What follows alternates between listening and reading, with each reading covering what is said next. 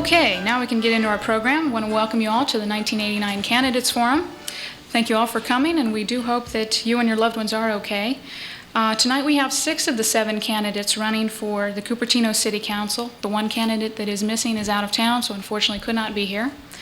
The sponsor for tonight's program is the League of Women Voters. As you can see, I'm part of that. My name is Elaine Manley, and I will be the moderator this evening.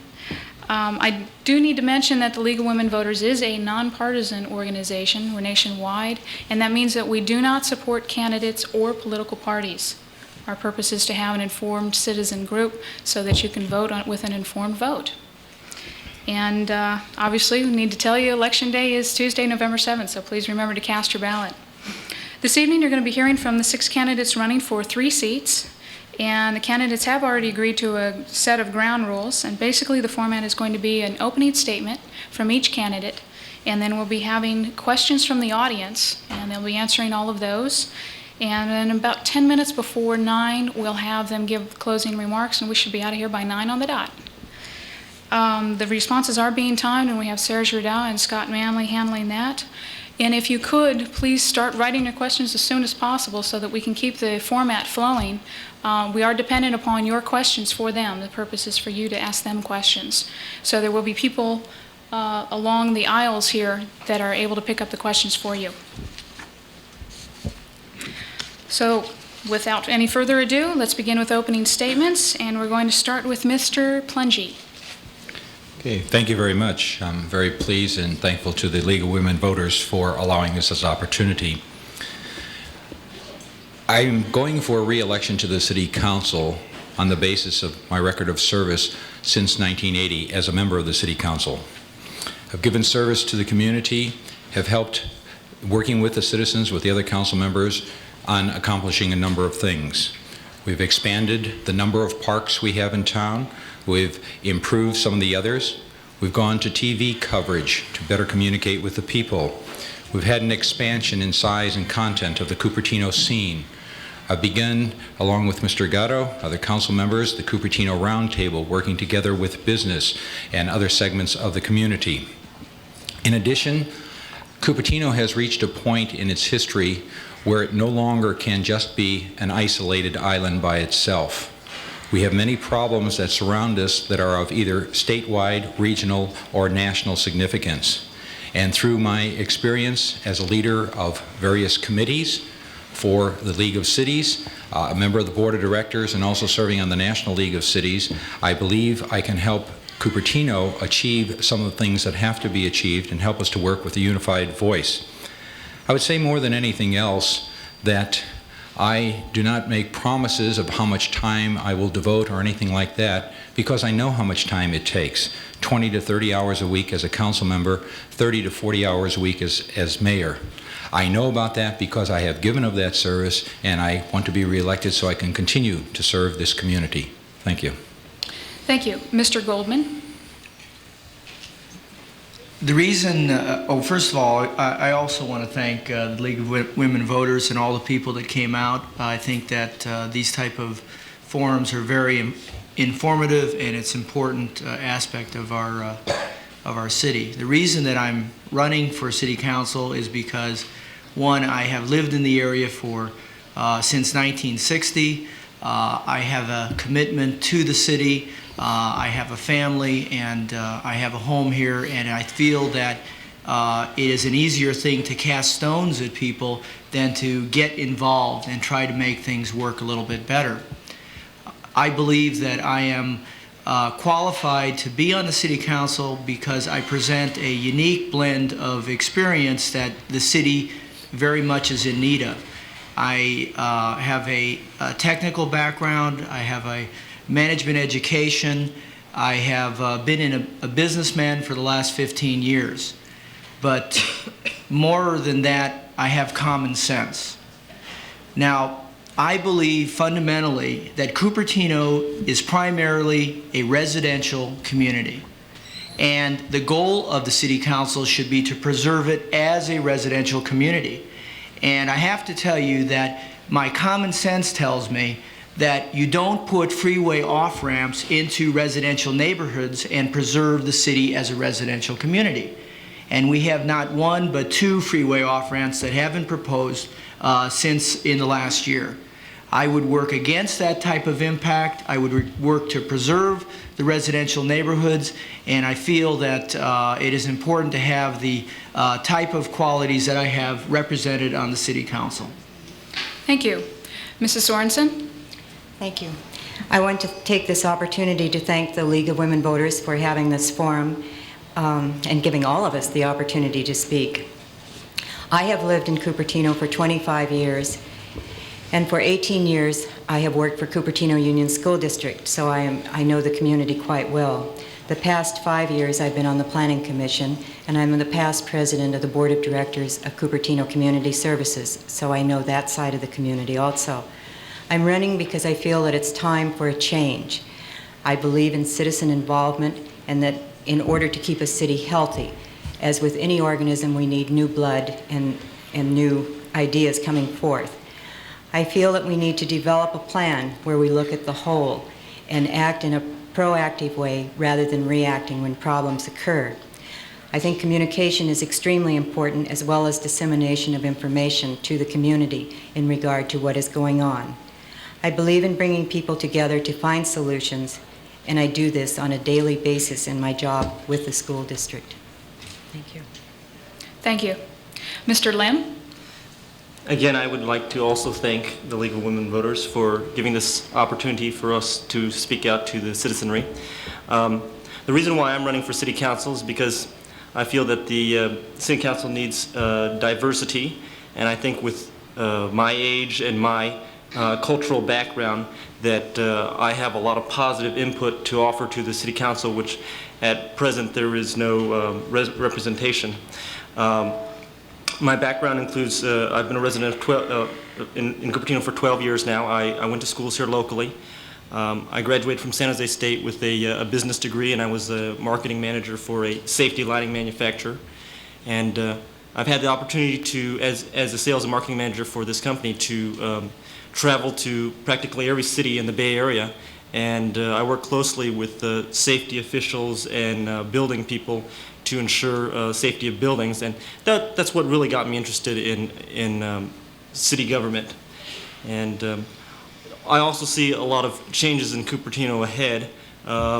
We're at a crossroads now. We're not sure whether we're a residential community or whether we're a place where high-tech businesses are growing. And I think we have to make up our minds which one we are. And certainly, I have a lot of new ideas on how we could generate new taxes or new sources of revenues so that we can fund the sort of things that our citizens want in terms of recreation or daycare or some of the other facilities that people are calling for. Thank you. Mr. Szabo? Yes. The San Jose Mercury News, in endorsing me and two other non-incumbents, has indicated the need of change in Cupertino. And I think we do indeed need a change. During the past 6 years, a revolutionary change has taken place in Cupertino. We went from a predominantly residential city to a commercialized city. To give you an idea, the amount of office space in this city has tripled during the last 6 years. We now have tiny lots and big houses on them. This was not the character of Cupertino 6 years ago or 10 years ago for that matter. As a planning commissioner, and I've been there for 6 years, I oppose this change of commercialization, and I do oppose it as a candidate. I think that we have to strike a balance. The city needs to go back to some of the suburban values that we used to have here. And I think that we got to protect our neighborhoods because there's too much traffic and too much commercial pressure on them. I have a lot of experience in the area. I was before being a planning commissioner, I was public safety commissioner, and then I was also a homeowner association president for many years. By profession, I'm an engineer. I am at present an executive of an electronics company, and I believe that my business experience will come in very useful. I also have a lot of traffic engineering experience. I was a director of research of a traffic control company in Sunnyvale. Thank you. Thank you. Mr. Gatto? Thank you, Linda. Thank you, Linda. I also would like to lend my thank you to the League of Women Voters for promoting this forum. You know, after the events of the last week, it's very difficult to be as up as I'd like to be. But I can tell you that Cupertino is a wonderful town. I think it's a town to be proud of, and you ask citizens around this community, and they're proud of their community. You travel up and down this state, and people speak of Cupertino in a very proud voice. What's the strength of Cupertino? It's its citizenry. If you look just in the last 3 weeks, what's happened in this town? We had the Heritage Day Parade, which was very well attended, and it was very nice to see all the young families out there. We had the Tournament of Bands. Just last week, we had the Citizens Community Service Awards, where we recognized the volunteerism that's predominant in this community.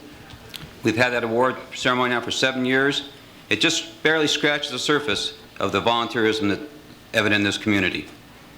But quality did not just happen. It was a result of a lot of hard work on a lot of people's part. I first got involved in this community in 1969 with the Citizens Goals Committee. At that time, there was a lot of discussion where the city was going to go. And the consensus out of that group was that we should have a balanced community, we should have opportunity and diversity, we should have opportunity for housing, we should have opportunity for employment, education, commercial, all those items. That was a basis. What I learned out of that was that active community involvement, where you have diverse ideas, where you have people share those ideas, you listen to different opinions, and you merge that together into a consensus. It's council's responsibility to forge those consensuses and provide the direction that we need. I believe I have the experience, the ability, the energy, and the desire to continue doing that. Thank you. Thank you. Now we'd like to ask the audience to take a moment and jot down your questions for the candidates. We're going to take a mini break, if you can call it that. We would like to ask that you stay seated, but we don't want you to lose your concentration so that you get a chance to write your questions down. So if you'll take a moment and write them down and then hand them over to the league members that are kind of walking around the aisles, getting ready to collect them, we'd appreciate it.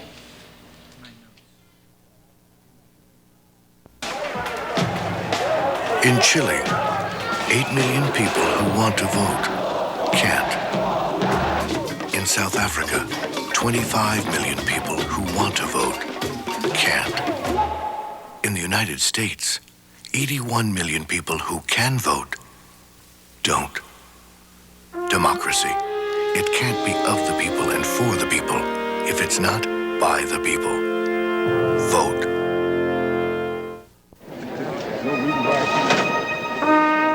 There was a time when an 18-year-old couldn't vote. A time when there was no meaningful way for young adults to express their opinions. What changed that? The 26th Amendment to the Constitution of the United States. The Constitution are words we live by.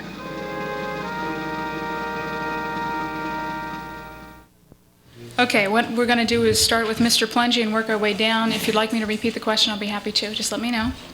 First question is regarding recreational facilities. Should the general plan be specific about providing parks? Mr. Plungy? Okay, I'm trying to get the gist of the question.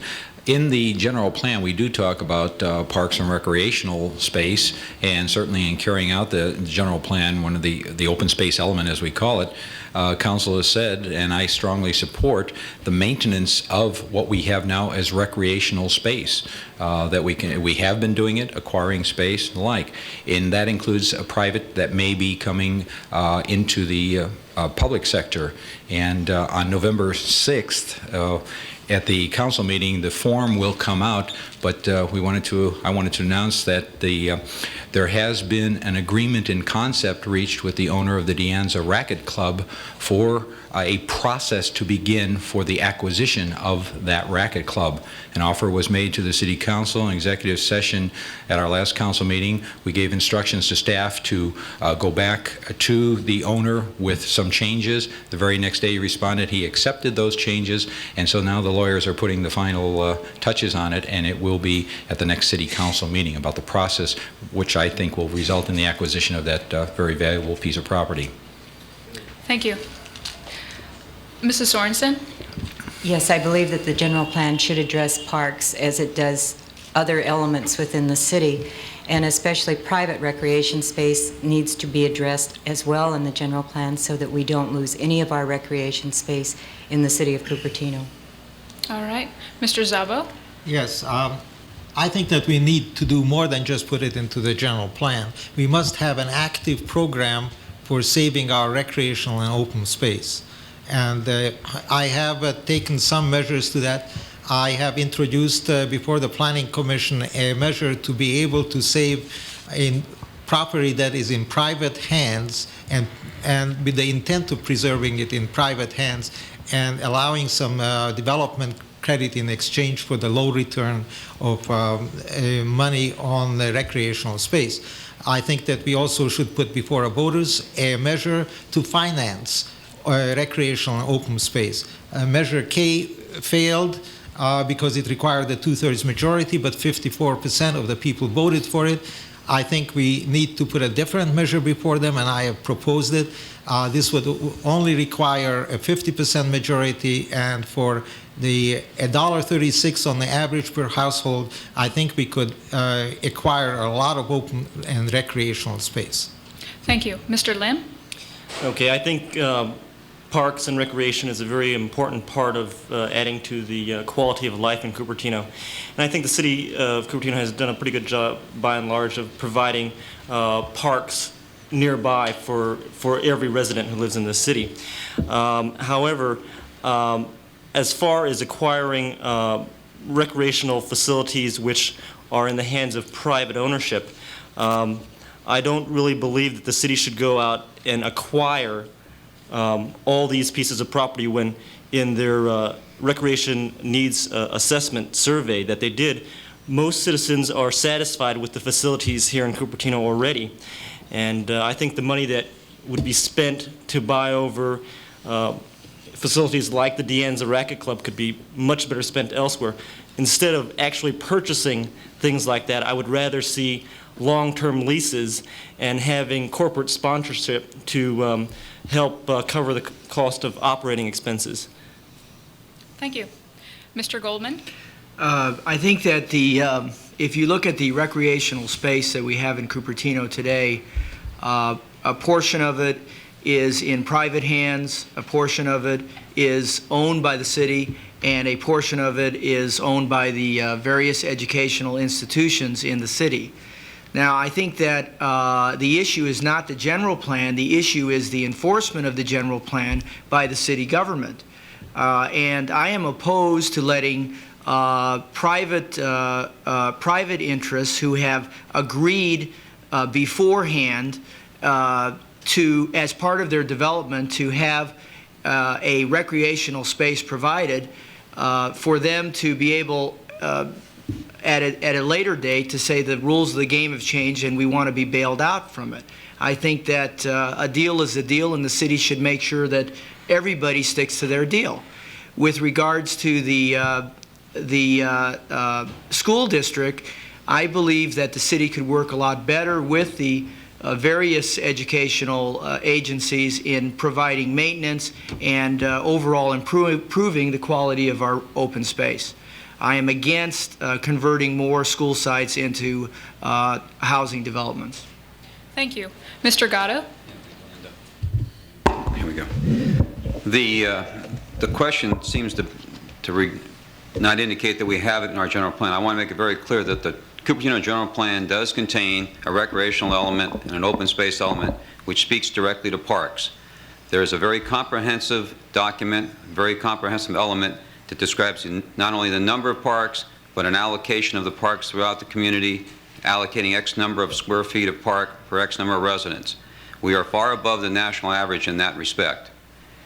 The city over the last 10 or 15 years has been very aggressive in maintaining park space, recognizing about 10 years ago that there might be a pressure for school sites to be spun off because of declining enrollment.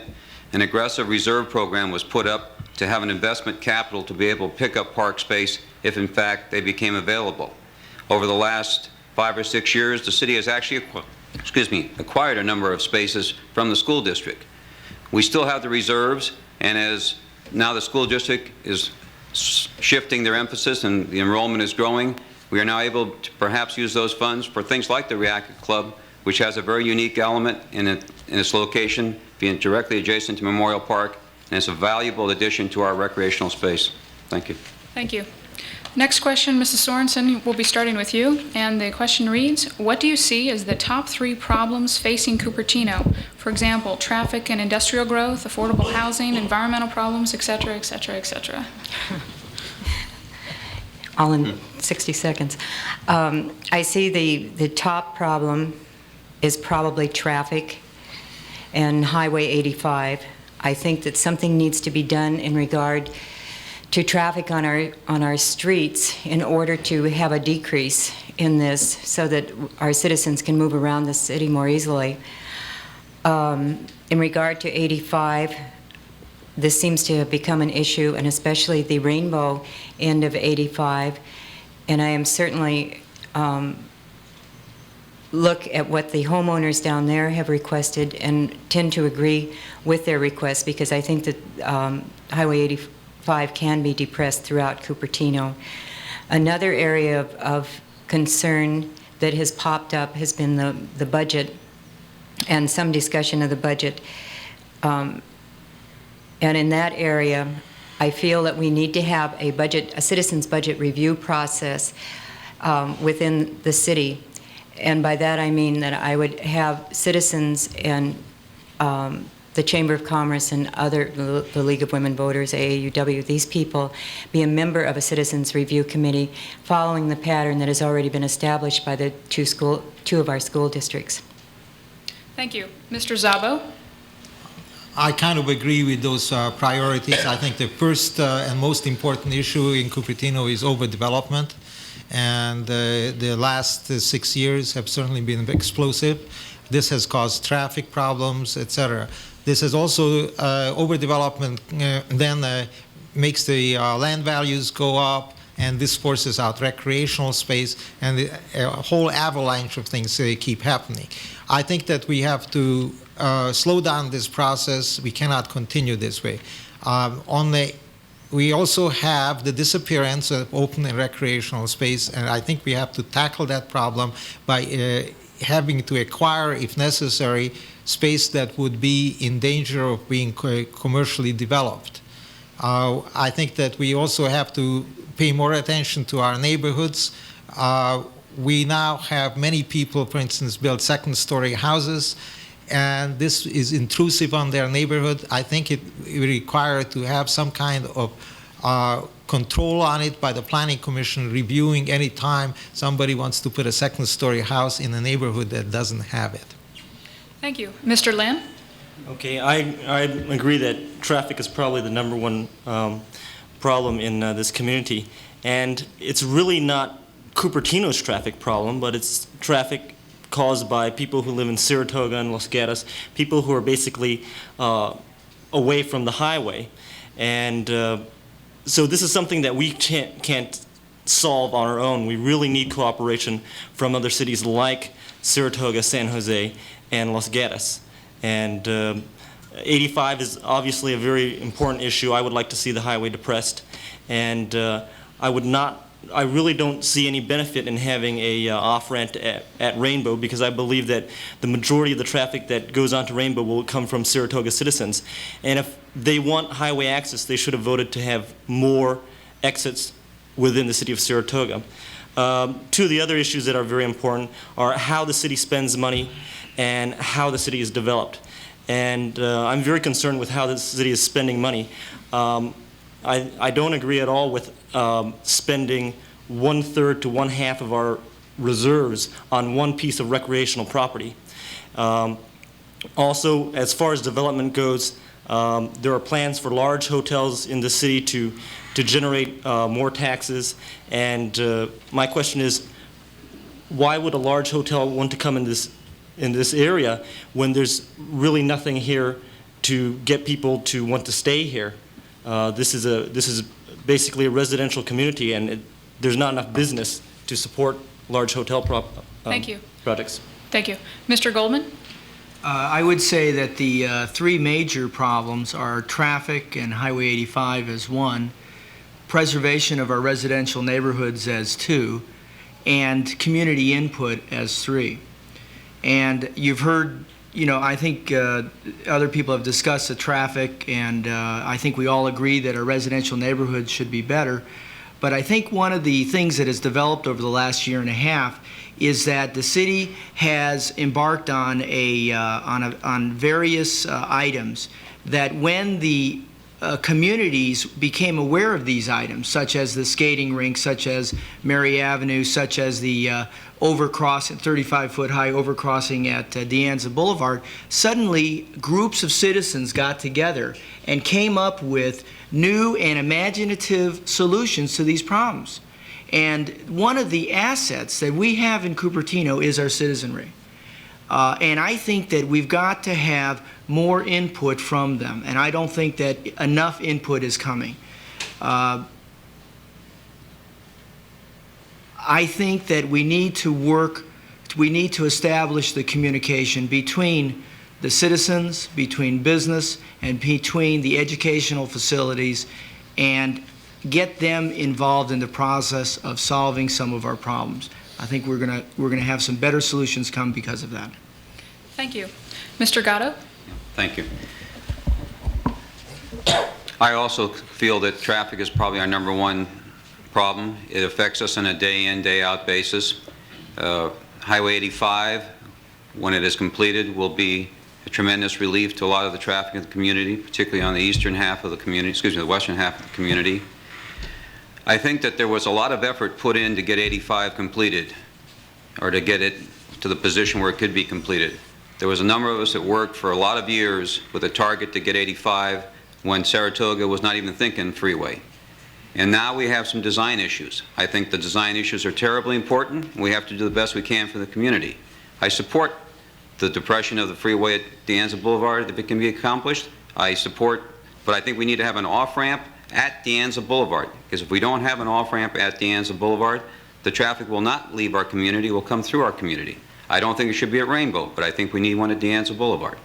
And I think it's possible to have Rainbow continue through and have Rainbow act as the street as it is now, with a separation between those off-ramps and Rainbow. The second issue I think that we're facing is one of our prudent use of our resources. The land values that have increased have put a tremendous strain on the ability to maintain the recreation and open space that we're trying to do. We have to find more innovative ways to do that. I think that we have used some creative financing capabilities in the past, and we can find additional ways to do that. There have been other suggestions that have come out in the last couple of years. I think all of those have some merit. Thank you. I forgot to look. It's okay. Mr. Plungy?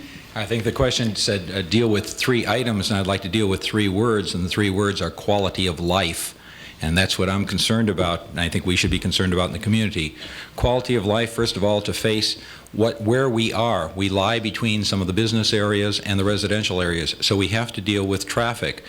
I've worked the entire time I've been on the council for the completion of 85, and I certainly support that, and I support it that we have it depressed if at all possible. That's the best option for us. I also would favor having that traffic, the freeway traffic, come out onto De Anza Boulevard where it was intended, so we can move that traffic out. I think the other item is open space, and we're not talking just about the recreational space. We're talking about space between homes, so people have a quality of life there. One of the things I've done on the City Council, after the Planning Commission had gone ahead and said, let's have a limit on houses, but have it at .45, I managed to convince at least enough of the council that we passed it, and we said, okay, we'll have it at .45, but it will also include garages. We're trying to limit, to provide a little space there. I think also on the budget, some creative financing. We hired a new city manager who has been creative. We're going to have a dealership group for leasing of cars. Very little impact on the town, quite a bit of tax money coming in on those types of items. That's the type of thing we want to look for, and that we do have some limit on the development. We don't go beyond our present general plan. And that this free society speaks with power, force, and decision.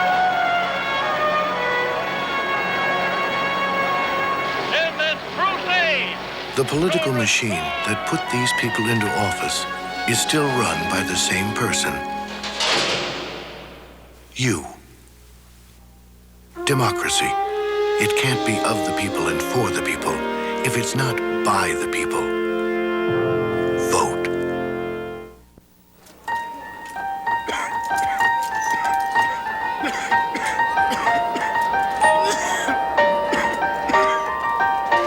When you receive your Christmas seals, remember, over 23 million Americans suffer from chronic lung disease.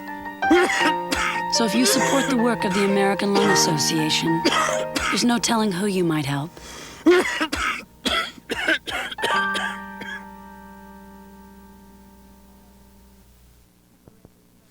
All right. I think we're ready to get started again. So, this was the trick question anyway. Okay. No wonder we needed the break. All right, we're going to start with Mr. Lim, and as I mentioned, this has several questions, so bear with me while I read through all this.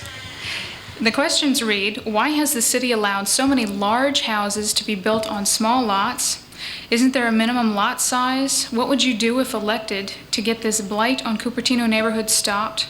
And do you believe that we need a height limit in Cupertino for commercial and residential buildings? So, Mr. Lim. Okay, just repeat the first part, please. Okay. The part All about- right. The first part was, why has the city allowed so many large buildings on small lots? So many large houses to be built on small lots? Okay. I really can't answer that since I am not involved with the current city council. I know that in the general plan that they have basic requirements for what lot sizes can be and what structures can be built on them. As far as the second question goes about whether we should have height limits to our buildings, I would say yes, definitely, especially in areas which overlook residential neighborhoods. I don't like the idea at all of having large high-rises overlooking basically residential areas. And one of the things that concerned me was that I believe the city proposed originally a 14 to 17-story hotel project at Valco, and aside from the fact that it'd be impossible to fill up a hotel that size, that's extremely large, and there's no other buildings that size at all in Cupertino. I think that'd be a real eyesore. So, yeah, I'm definitely in favor of a height limit on our buildings. Thank you. Mr. Goldman? Well, I guess that's the first part is easy to answer. I don't know why. I don't know why the city has allowed certain parcels to be developed at a higher density than the neighboring housing. I think that that's been a mistake. I think that increases traffic density. I think that impacts the surrounding neighborhoods. I would be in favor of a means by which the city would only allow similar sized lots and similar designs architecturally and in terms of square footage in neighborhoods. What I mean by that is that if you've got 10,000 square foot lots, that should be the size of the lot in adjacent properties. And if you have 2,400 square foot homes, you ought to stick with something very close to that in new development. I think that we degrade the existing neighborhoods at the at the benefit of a few houses or a few people that seek to develop larger homes. Thank you. Mr. Gatto? Yeah, I'll take the questions in reverse order. There is a height limit in Cupertino that every piece of property has a governing height on it. One of the things that has been done to protect residential areas, there is what's called a visual slope easement that, depending on the distance from the house, there is a line that determines how high a building can be relative to that residential property.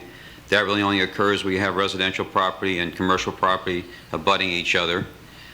The size of the house, all of the densities, as Marshall was speaking of, are covered by zoning districts, and the city has zoning districts that identify how large lots would be within that.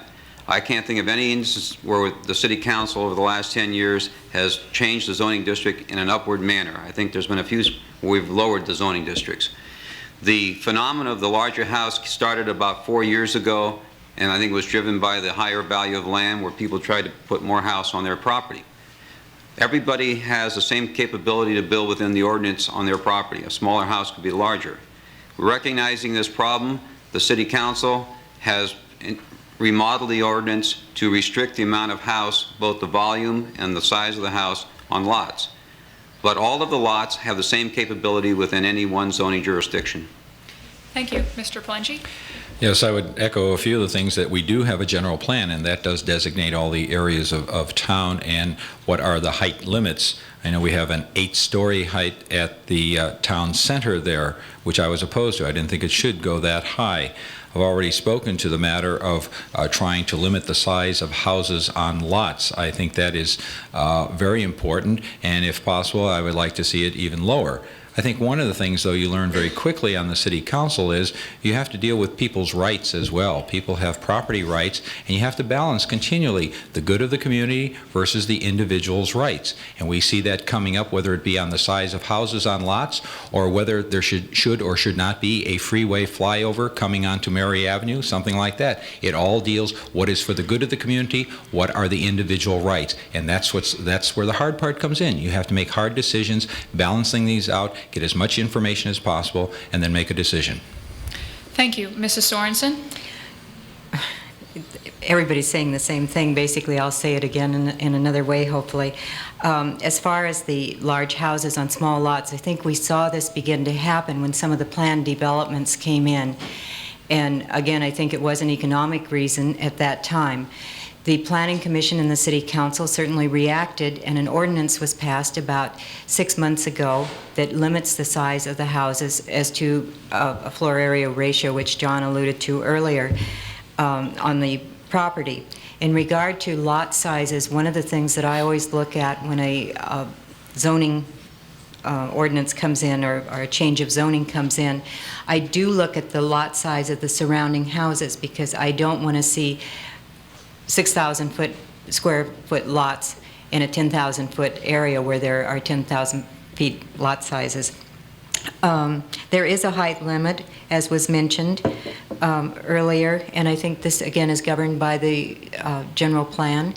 And if people are concerned about this, certainly the general plan is going to be coming up for revision following the election and early into next year, and this would be the time for citizens to make their desires and their wants known. Thank you. Mr. Szabo? Yes. Supposedly, Cupertino has a minimum lot size of 6,000 square feet and 2 stories. However, there's a gigantic loophole. There's such a thing as called planned development. And in planned development, all these rules are set aside. To give you an example, single-family residential homes were authorized by the City Council, and before John Plungy tells me that he did not vote for it, I will say that he was in the minority and lost the vote on this. But the council has authorized 3-story homes on 2,400 square foot houses, lots. Now, this is really a very small lot. It's called planned development, but it is just the same as a residential area. They are single-family homes.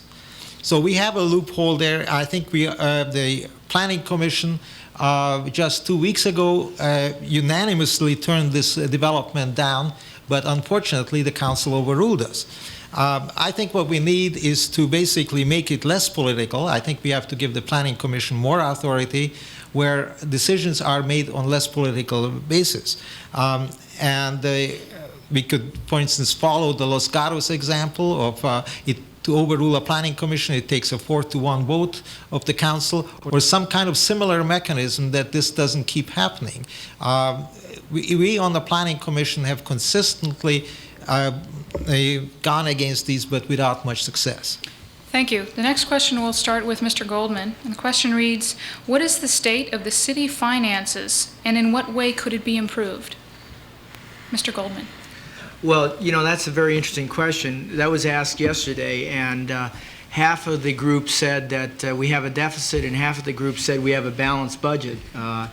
So there evidently is quite a bit of diversity of opinion on that. The information that I've seen is that on a cash basis, we do have a deficit this year. but I've also seen information to the effect that this will be, over the next 5 years, be corrected, and by 1992-93 we should be on a positive basis. I think that the finances are a very serious matter. I think that they should be studied very closely, and I think that we should not make any precipitous moves until you know, on the basis of 1 year's deficit. And I think that overall the city is handling its finances on a reasonably well basis, and I'd like to see that continued. Thank you. Mr. Gatto? First, I'd like to say that I think the single most important purpose of the city budget is to provide high-quality services to the community. I think the budget is driven by first identifying the services and then finding a way to pay for them. Right now, there is one line item that has a deficit. That is a line item. If you look at the total operating budget, there's a $2 million surplus. I think most budgets, you look at the bottom line and not line items. We have run a surplus between operating revenue and operating expenses, total operating revenue and total operating expenses, ever since I've been on the council and well before that. That has been one of the things that's allowed us to develop the reserves, which have made some of the purchases and some of the investments that have been taking place over the last 5 years possible.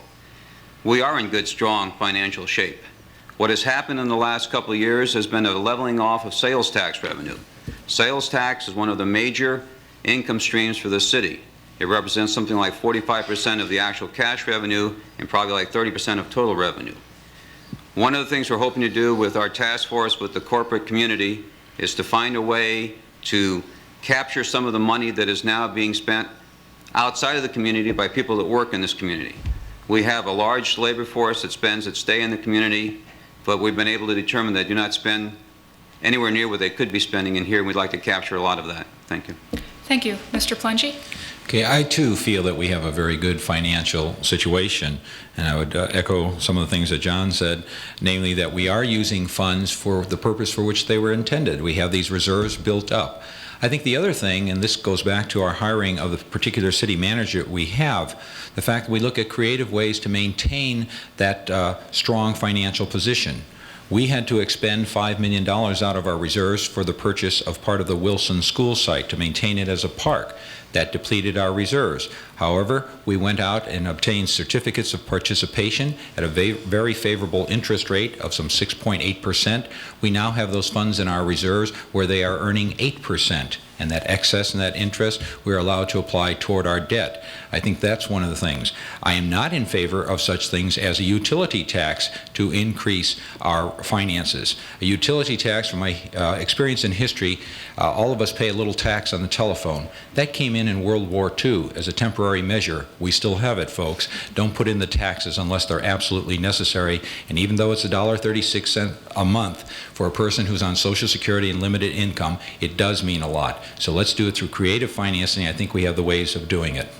Thank you. Mrs. Sorensen? I believe in zero-based budgeting, and I state this because I sat on the Budget Review Committee in Cupertino Union School District for 3 years, and I think I learned some valuable lessons while I was there. I feel that probably we are going to have to cut back on our expenditures, and we won't be able to do some of the capital improvements that maybe we wanted to do. I would like to, again, as I stated earlier, I would like to see a budget advisory committee that is composed of the citizens, the chamber, and various groups in the community look at the budget line item by line item. This would serve two purposes. It would create a cadre of people that would understand the budget process and that would be giving input to the city council on items of interest that they felt they were concerned about. It would also, in case we did choose to go for a tax increase at any time, or we had to, it would also create the same group of people would have an understanding of where the budget was and what the budget was. Did I forget to look? Thank you. Mr. Szabo? Yes, we definitely have a deficit in our general fund operating expenses of $824,000. Anybody who tells you that we don't have a deficit is using politician double talk. The word deficit is not a nice word amongst politicians, but let's face it, it's so. Okay, now we do need additional funds to acquisition of the open space. We had Measure K to purchase this open space. Now, if we had the funds at the time of putting Measure K forward, why didn't we buy it out of those funds? Now I hear that we don't need any additional revenue sources to get this open space. We do need it. As far as I am proposing that we put before the voters a utility tax is $1.36. I think that's worthwhile. The people will support it. Mr. Plungy says that tax will stay on forever. That's not correct. What we can do is we say we will put that tax on for 10 years. The people can vote for it with the proviso that it is only remains there for 10 years. But I think the city of Cupertino does want, the citizens do want open space and recreational space, and I believe that the 54% when they endorsed proposition Measure K said so, and I think we should go forward with it. Of course, it's not fashionable to talk about a tax in an election year, but I think if you are honest about it, you should come forward. Thank you. Thank you. Mr. Lim? Okay, I think there's two sides to the budget question. The first side being the revenues that are coming in. And one of the serious problems is that in the last year and a half, the city of Cupertino has been experiencing a decrease in sales tax revenues. And rather than impose new tax on citizens, what I'd like to see done is, have companies that come in, open sales office within the city, and also to tighten up on sales where taxes are not being collected on, such as the Deanza Flea Market. Every month there's a $250,000 to $500,000 worth of sales transacted, and there's no tax collected on that could be put into city use. I'm against any utility tax, and on the other side of the coin, the expenditures, I think before we spend large sums of money, up to 1/3 to 1/2 of our reserves on a recreational facility like the Deanza Racket Club, I think that should be put to a city vote rather than a secret handshake between a few council members and the owner of that property. It's hard to believe that with over 22,000 registered voters in the city of Cupertino, that your one vote could make a difference. But the facts prove differently. In the last decade in California, over 21 local elections have been decided by one vote, and 11 school board elections have been decided by one vote. So don't forget to vote November 7th. Your one vote can make a difference. Have you noticed? It's getting warmer. What's happening? Scientists call it the greenhouse effect. The gradual warming of the Earth caused in part by increased carbon dioxide in the atmosphere. This is Eddie Albert. I urge you to fight the greenhouse effect by planting trees. Our free booklet, Conservation Trees, will show you how. To get your copy, write the National Arbor Day Foundation, Nebraska City, Nebraska. Do it now. Well, unfortunately, we are out of time. As you can see, there's a stack of questions, so please stay afterwards and ask your question if it didn't get asked. It is time for closing statements, and each candidate will have 1 minute, and we will be starting with Mr. Gatto. Oh, reverse order. Well, again, I begin the closing with the way I began the opening. Thank you for having the forum, and thank everyone here for coming out. I think that the quality of life in this community, as I just got through saying a few seconds ago, is one that I'm very proud of, and I don't take credit at all by myself, but I think that I've worked very diligently and very cooperatively with a number of people, have been able to deal with a lot of different viewpoints and coalesce these into a direction that has made us a fine quality community. I stand on that record and I ask for support to continue. Thank you. Mrs. Sorensen? Okay, I first of all want to say that I was very fortunate in receiving the endorsement of the Mercury News and the Times Tribune, and am very pleased with that endorsement. Some of the things that I would like to say in closing are that we need to develop a plan or a vision as to where we want to be as we enter the 21st century. I would like to see us maintain our quality of life. I would like us to look at where we are and where we want to be. I want us to look and see how we can attract and keep business. I want to establish a firm tax base to meet the needs of all of our citizens.